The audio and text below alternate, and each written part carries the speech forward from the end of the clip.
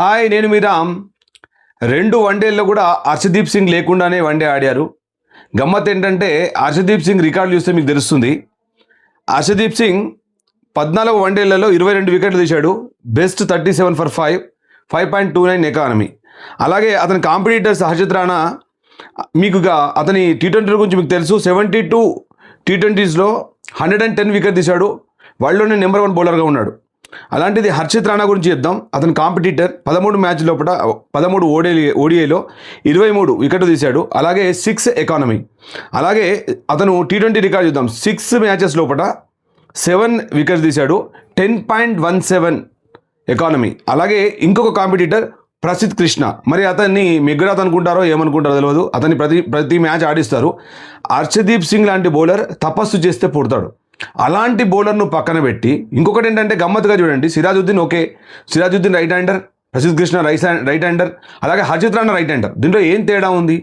హర్షదీప్ సింగ్ అట్లాంటి fast bowler ఉండగా అతన్ని పక్కన పెట్టి సిరాజుద్దీన్ ఖచ్చితంగా ఆడాలి, ప్రసిద్ధ్ కృష్ణను ఆడిస్తున్నానంటే అతని దగ్గర ఎంత క్యాపబిలిటీ ఉండాలి? ప్రసిద్ధ్ కృష్ణ రికార్డు చూడండి. 23 ఓడిఐలో 40 వికెట్స్ తీశాడు. 6.02. అలాగే టీ20 లోపల 5 మ్యాచెస్ ఆడాడు, 8 వికెట్స్ తీశాడు. అతని ఎకానమీ మోర్ దాన్ 10 ఉంది. సో మీరే చెప్పండి, ఎవరు ఆడాలో? హర్షదీప్ సింగ్ ఆడాలా,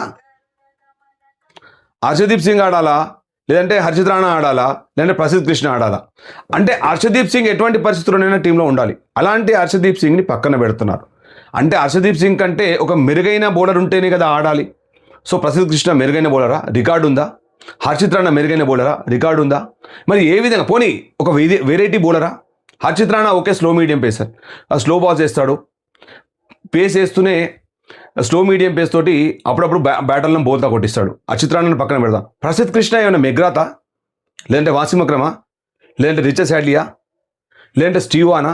అలాంటి బౌలరా అతను? ఏమైనా ప్రసిద్ధ్ కృష్ణ పోనీ గ్రేట్, కనీసం ఒక 15 రన్లు బ్యాటింగ్ చేస్తాడా? సో అలాంటి బౌలర్ కోసమా హర్షదీప్ సింగ్ను పక్కన పెట్టేది? హర్షదీప్ సింగ్ను పక్కన పెడుతున్నారంటే నీకు కొంచెం ఆలోచన ఉండాలి. అంటే అంతకంటే మెరుగైన బౌలర్ ఉంటే హర్షదీప్ సింగ్ను పక్కన పెడితే ఓకే. హర్షదీప్ సింగ్ను పక్కన పెట్టడం అంటే ఏంటి? ఈరోజు కొంతమంది గొప్ప విశ్లేషకులు ఏమంటారంటే హర్షదీప్ సింగ్కి ఈరోజు ఛాన్స్ ఉంటుందా? అసలు ఏం మాట్లాడుతున్నారు? క్రికెట్ తెలిసే మాట్లాడుతున్నారా? మీరు విశ్లేషకులేనా? మీరు క్రికెట్ అభిమానులేనా? క్రికెట్ అభిమానులు అయితే మీరు అందరూ కూడా స్పందించండి. కనీసం ఈ వేదిక పైన స్పందించండి, కొంచెం సంతోషపడదాం. కనీసం మీరున్నారు.